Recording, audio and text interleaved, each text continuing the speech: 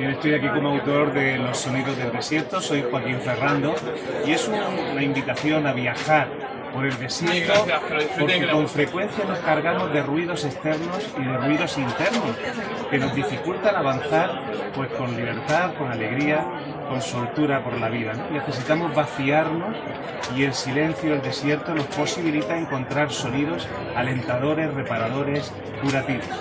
Pues os invito a leer y acceder a los sonidos del desierto y realizar este viaje con muchas experiencias y muchas conexiones que ojalá os sirvan también para rehacer la vida y curarnos de asignaturas pendientes.